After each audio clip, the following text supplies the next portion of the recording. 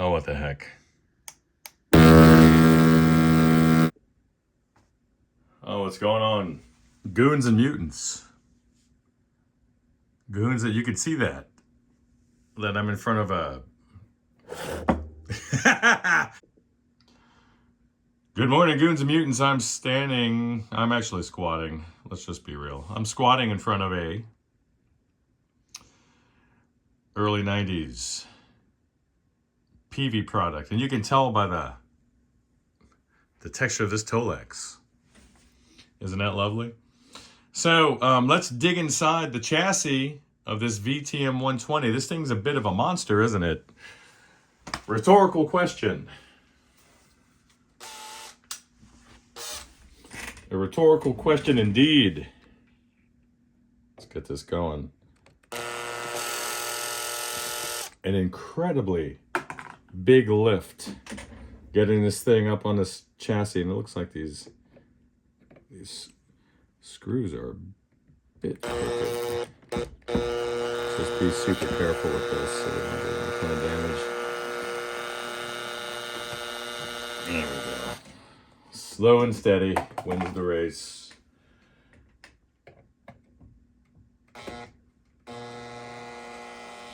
The effort required to move this from the floor onto my work area, it's immense. I lift heavy things every day, and it's not just because, hey, you know, I work on twin reverbs or whatever. And it's not just because, hey, you know, I've been throwing two young boys around for the last 6 years. It's not that at all. And it's not that, you know, I enjoyed weightlifting. It's not any of those things.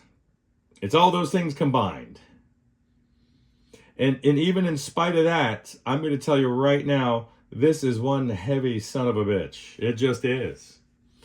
It just is. So let me get this thing out of the cabinet. And maybe I can move you guys over so you can take a peek in there. Wow, your camera work is so smooth. Well, it's not. It's just I have a functional phone mount once again.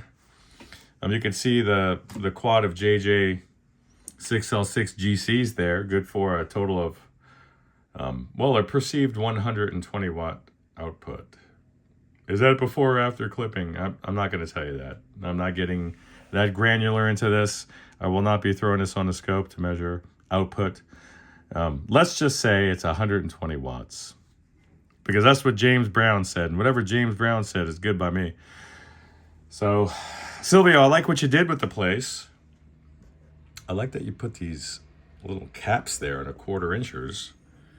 So you don't have an accidental malfunction there at one of the shows. So let me get this guy out. But I'm going to have a little bit of a segue because I just have a piece of gear that I'm so in love with. So let me just get a different camera angle here. Bye. It's garbage day. I'm not talking about what I'm filming. I'm talking about the physical garbage company is outside collecting refuse.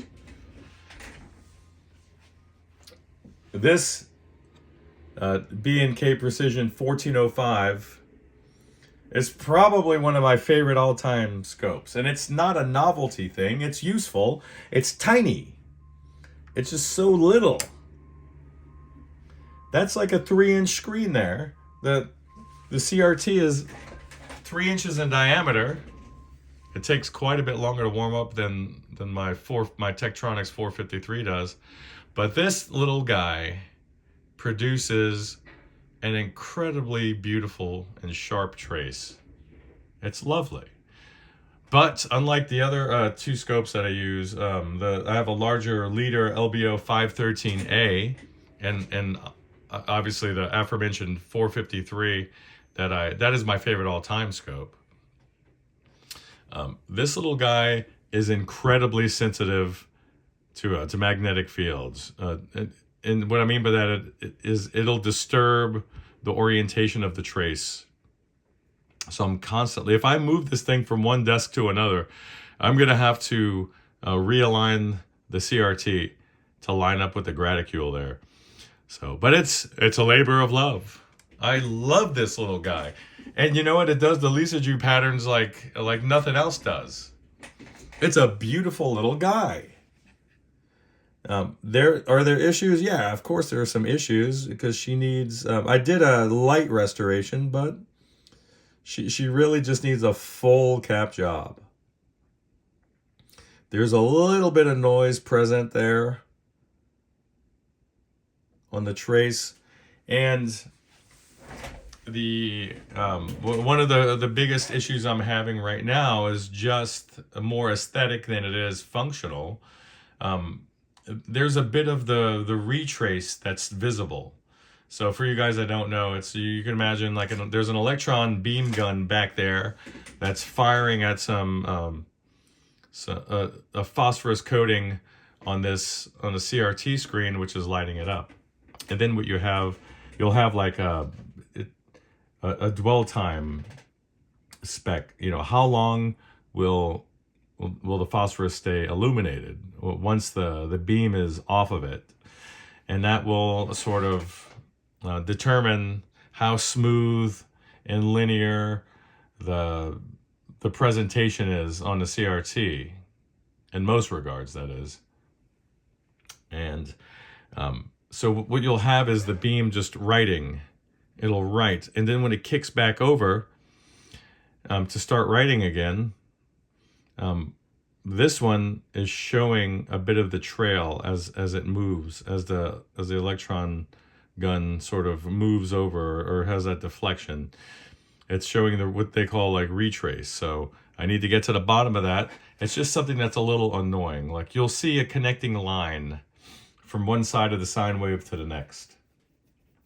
So that's it. Anyway, that's the whole non sequitur, the whole sidebar. And I love how it does that. I love it so much. Anyway, what am I really doing? I'm really trying not to have to lift this head shell again to extract the chassis, but why prolong the inevitable? All right, let's see what we're up against. For certain, there are 2 bolts on the side.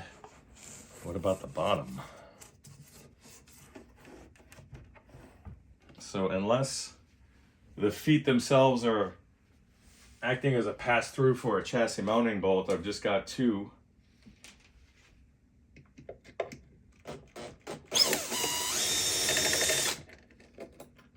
Thank you for being a number 2. Do appreciate that, Hartley. And James Brown gets a bad rap on a lot of these more budget-friendly amps. This is not one of them. But he gets a lot of heat for the old Classic 30 clamshell design.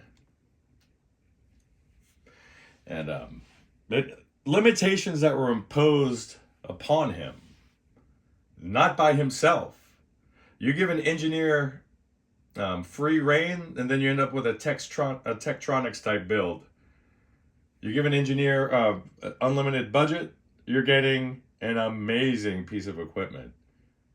This all comes down to cost and accounting, the old finance department. So hang on, let me move you. All right. Got my hamstrings, my glutes, my deltoids, the serratus. Oh, the whole complex of rotator cuff muscles, bis and tris, all warmed up for what's about to come. For what's about to come out, actually. What's about to come out, this chassis, gargantuan chassis. Let's get extracted. All right, so I think I remember this chassis wanting to come out through the front. That's certainly the way it's going at the moment. It does not want to be extracted through the rear. I think there's some wood cleats at the bottom. At the bottom of this head shell that are causing me grief. If I remember, it's been a long time. It's been a long time.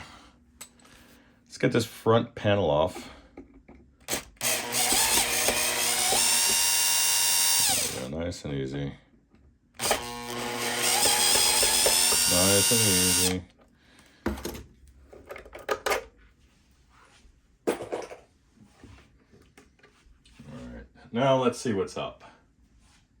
Now we can see what's up. All right, let's get you moved.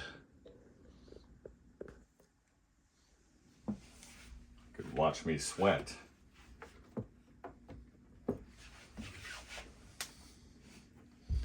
Yeah, I remember this now. I remember this. There's a hollow recess at the bottom of this head shell.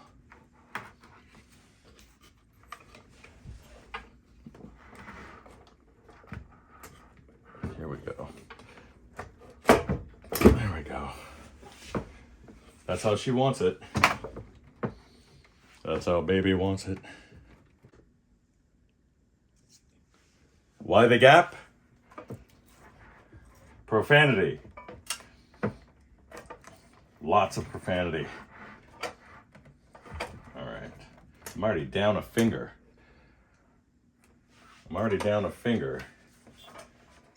Oh yeah, I remember this guy.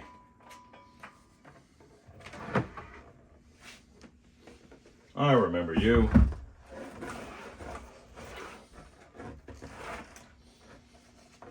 I remember you. So, let me get her set up. And I need to do a little work on decontaminating this cab. I remember you. All it took was a glance at your heart. And we're back. Let's get this tube shield off.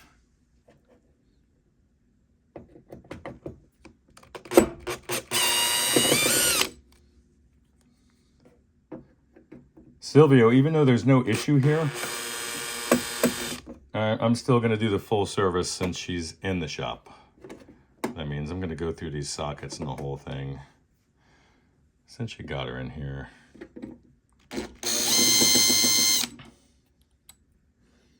This is not for clicks and likes. This is just what needs to be done. I'm going to clean this chassis up. Why? Because we love these. Very classic 50s. If you guys are smelling what I'm stepping in.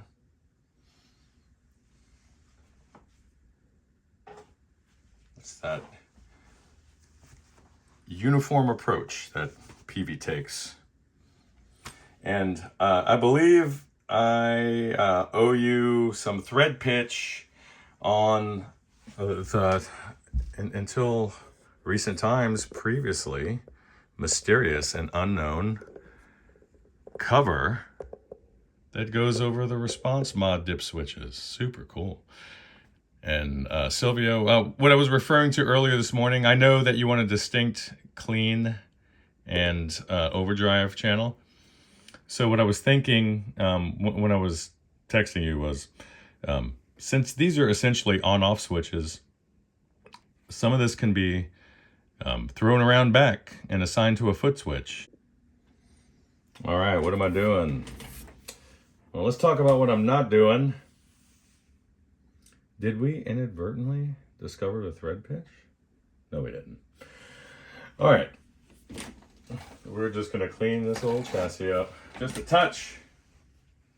If you want to know what's going on, that's what's going on. Because I like them clean. I like to work on clean stuff, and that's what I'm going to do. I'll be disappearing. Nice and clean, damp cloth, just to get her going.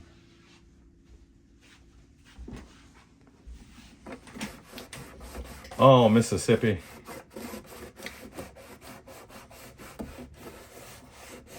I kind of love Mississippi. I used to go to Mississippi all the time when I was a kid. My uncle had like a hunting camp and a little summer camp thing built out over there. I was in Forest County, Pike County, all along the Gulf Coast, as they say. Just having a great time out there, man. Lots of fist fights.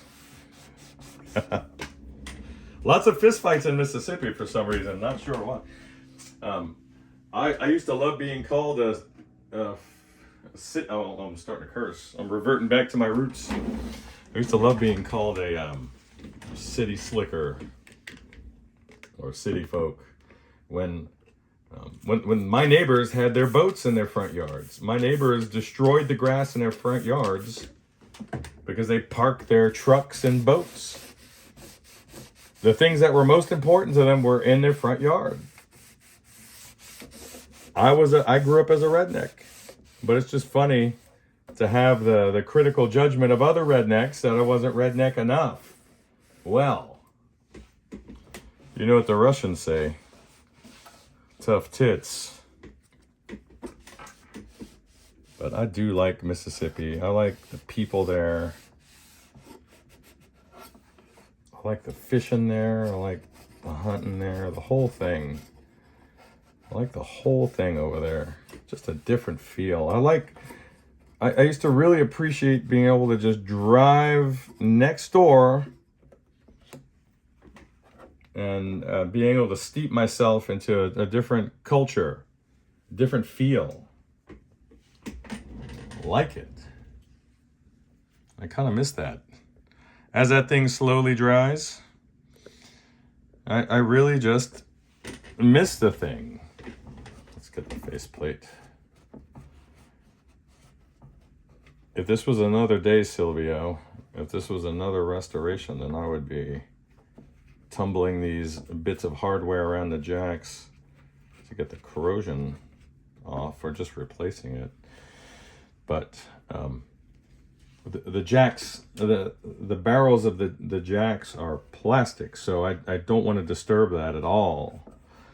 Part of the reason why I'm really not touching any ADA MP1 restorations now, part of the reason is due to the fact that the plastic has become brittle over time, and it's nigh on impossible not to devastate the preamp just through a rudimentary service. And I'm talking, if you want to tighten the jack, if you want to loosen the jack, you're going to destroy the jack. They're going to crumble. That's where I am now. I had one donor unit and one working unit. As of 18 months ago, I had to completely go through my donor unit and then disassemble my working unit to complete one restoration. And then I'm throwing the towel in. Obsolescence, planned obsolescence is a horrible thing. And I think I think that amp or musical equipment manufacturers or manufacturers in general owe it to their customers to ensure that the parts they're using, bespoke or not, can be replaced with off-the-shelf components.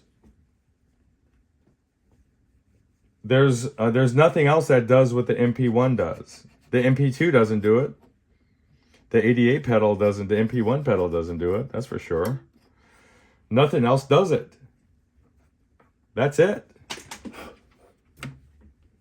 So you're looking at the end of an era, the end of a generation. The line stops there. It's done. Pardon me. And it's sad. That makes me sad. It legitimately makes me sad. I don't like it. Let's get some cleaning fluids.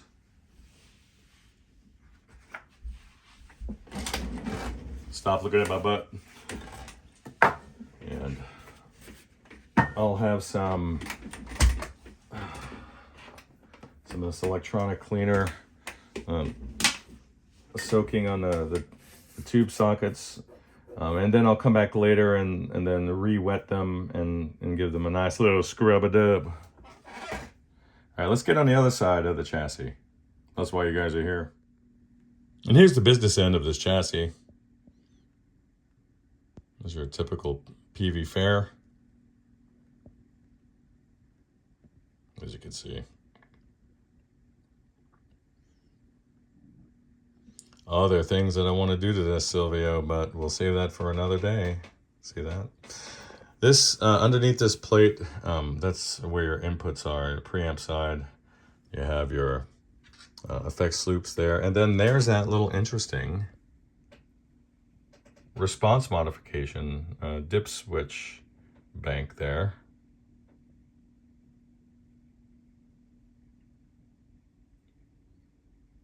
And it wouldn't be too crazy of an idea to take some of those functions, and do what? Let's see, this is a booster output remote standby. Where's that going? It wouldn't be that hard to add another jack there or repurpose one of these speaker jacks to make a foot switchable gain boost. So let me dig into her, and then I'll get back to you. Bye. All right, Silvio, obviously this video is out of order. It's not in sync with yesterday's. But this is where the party is. This guy. These switches there, essentially. And God, this is terrifying. When you guys are servicing these old Peaveys, you need to make sure, look, that one's already crushed. You need to make damn sure that you don't over tighten these pots, because this bushing right here will split in half and you're out for a pot. So what's kind of funny about these old Peaveys is like the style of knob that fits on here that comes from the factory. Sometimes those knobs are worth more than the amps are. Pretty interesting. And I'm back. My iron is hot. I am not. Get these cables untangled. What am I doing? Well, Silvio, I just got finished peeling up this stuff here. It seems to have less propensity for adhering to this type of plastic circuit board than it does to the other types, like in the classic 30s. So what went wrong? These two caps have drifted severely out of spec. So let's get these guys out of there. Let's see where they are. Okay. So I'm concerned with these guys right here.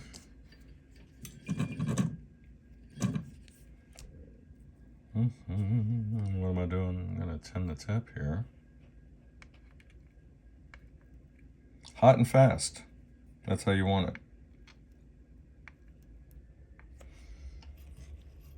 Set my iron to 750 degrees. Of course, that you take your solder type, your tip size, all that stuff into account when you're adjusting your parameters. So don't just do what I do. It's just part of a system or method. And there are folks out there that can probably better advise you for what you need. This is just what works for me.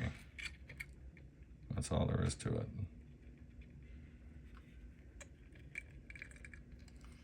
That's satisfying, isn't it? So all this, the response modification,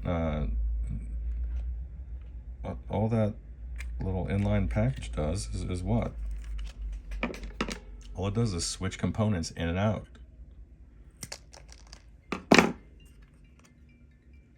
It's not too complicated.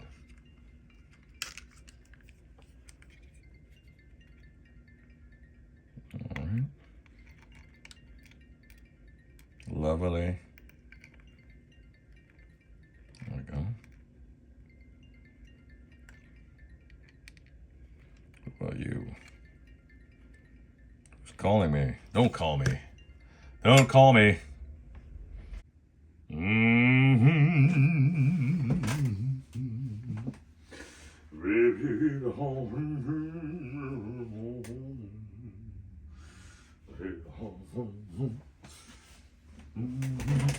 This one's getting a bath, so let's get her going. I probably should have mentioned this while I was doing it and maybe captured it on the video, but when you're dealing with printed circuit boards, and I don't work on these as much as say Brad or Lyle may. When you're dealing with these guys, I think it's important to bring your tip onto the lead first. Get the lead plenty hot because the lead is going to act as a heat sink.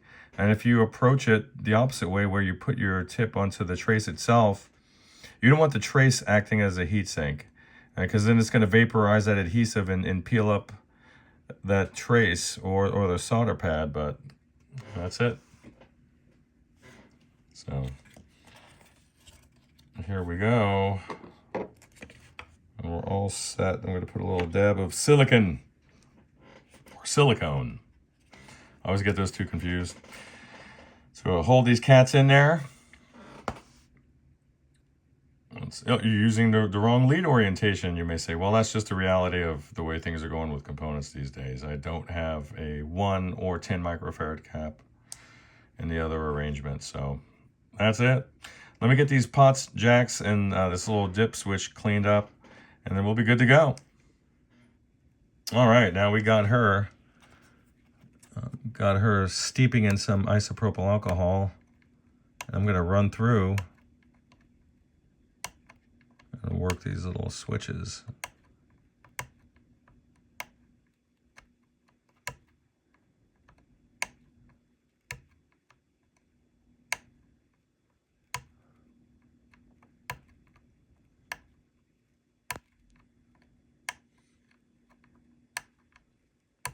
All right.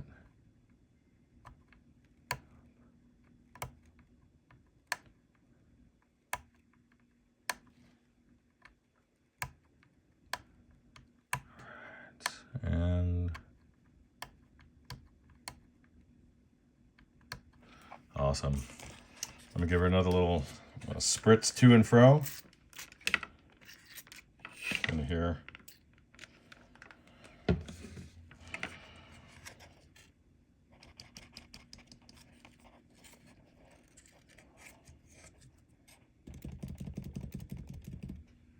Beautiful.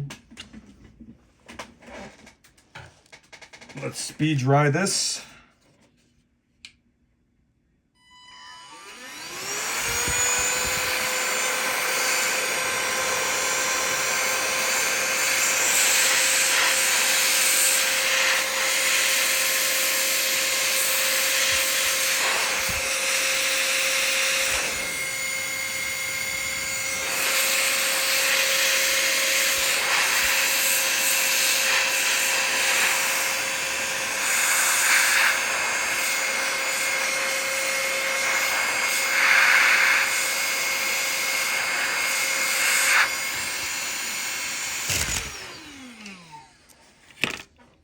Nice. All right. So let's get her put back. We did our best to clean out these pots. And the jacks are looking nice now too. What is this? Why? It's your dip switch package. Simple on-off jumpers that connect the top and bottom pins to each other. So if you're going to go and clean this guy out, you should make sure there's no corrosion there inside of the socket. These pins look great. I'm not going to touch them. You can see that.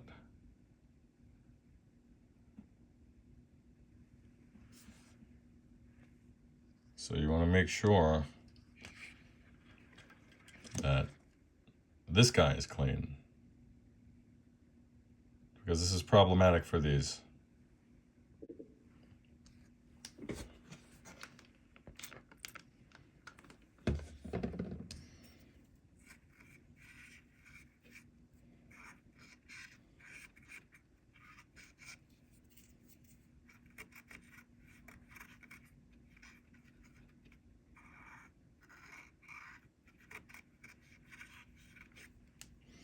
Awesome.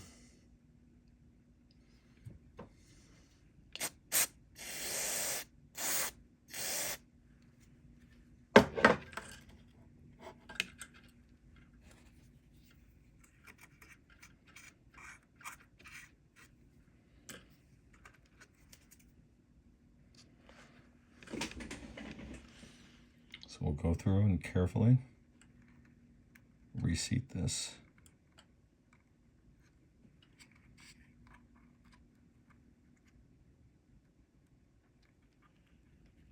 We'll call it a day.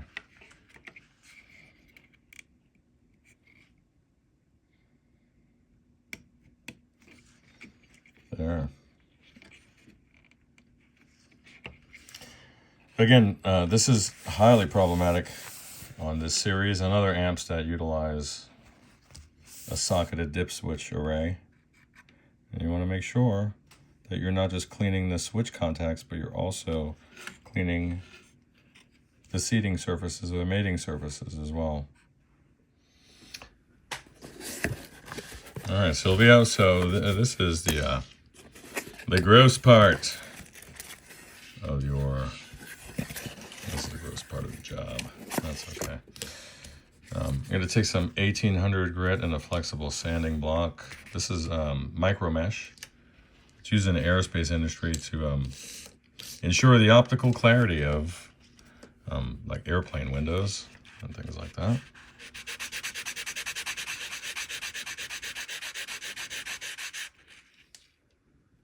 That looks much better.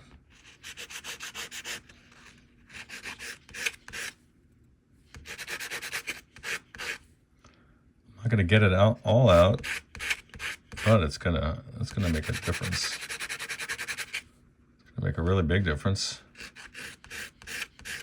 Let me just do this by hand. Oh, what the heck.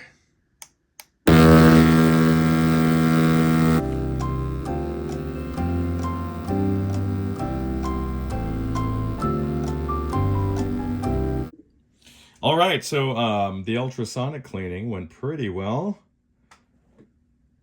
Probably knocked a good 2 decades off. Look at these old Peavey tubes. Look at that. How metal is that? Love it. Let's get these back in there. We're gonna put it back together and get a play test there, Silvio. Silvio, for those of you who are uninitiated, as I was, Silvio is a graphics artist, or graphic artist. He handles several types of media. And look at this little bent guy here. So let me show you a quick trick on that. Anyway, he's a graphics artist. He fools with several kinds of media. You can find him on Instagram and all that stuff. Silvio, feel free to jump in and throw a hyperlink. But he does great work. Plus, he's Italian. He's a paisano, and he migrated from the Northeast, I think New Jersey. Forgive me, Silvio. My eggs are a little scrambled today. And he came down to California in pursuit of a dream. You got to support people that do that. Anyway, bent pens. What's the remediation? You ever have a tube shipped with one of these? Like a pin guard, right? Well, there's a big side and a small side. First, rough it in with the big side. Give it a gentle little twist there. Gently remove it. Now switch it over to the smaller side. There's a lot more resistance in getting that to seat. Get it to seat.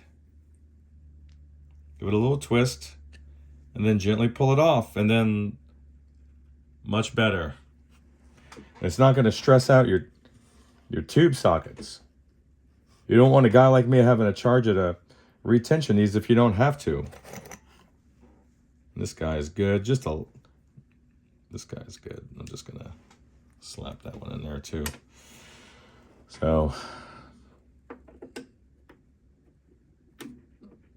there we go. I like it. There she goes. Let's get these 6L6s in there. These tube clamps aren't as they're not as sturdy as the Belton models that you'll find on like fenders and some of the boogies, but they're still good enough. And these haven't experienced sufficient metal fatigue to make me worry about longevity. So we could roll with what we got, as it were. And usually you want to do this using the base of the tube, but I always like to say I'm an expert, I know what I'm doing. But sometimes that's just not the case. But if you're careful, you can do that move. So I'm not gonna rehouse this thing before we do the play test. I'm just gonna play test it. So I'll get her warmed up on the current limited supply. Not that we messed with the power amp any, but you just never know what can happen when you take these guys out of the cab. So, oh, look at that. I never noticed that. Look at the deflection there.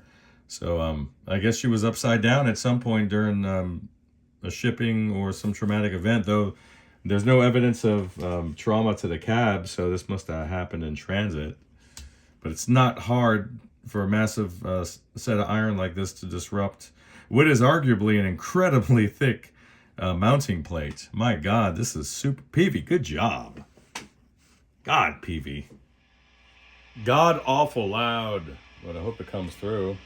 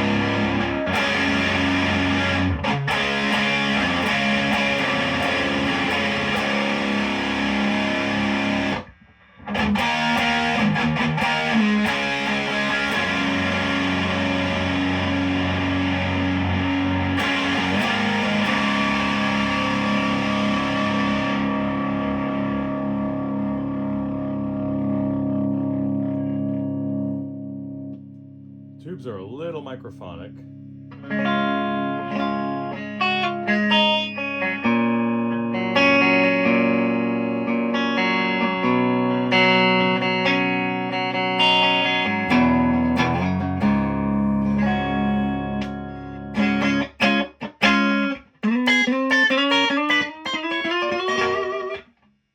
Love it. Sorry, I can't move my fingers that well.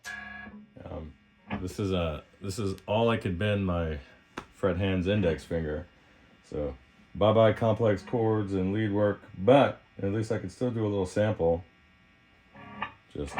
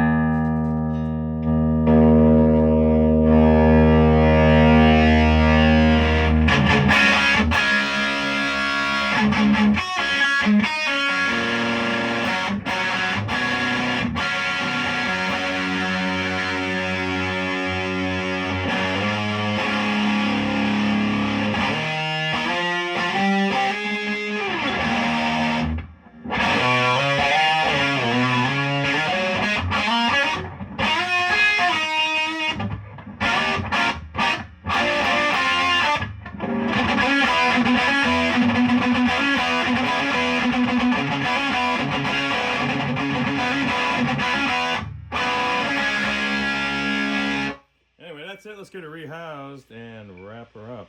A little microphonic though.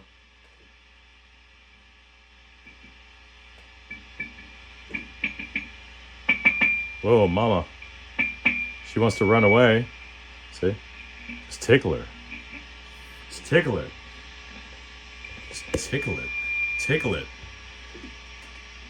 Just tickle her a little. Who's a good tube? She wants to run away with it.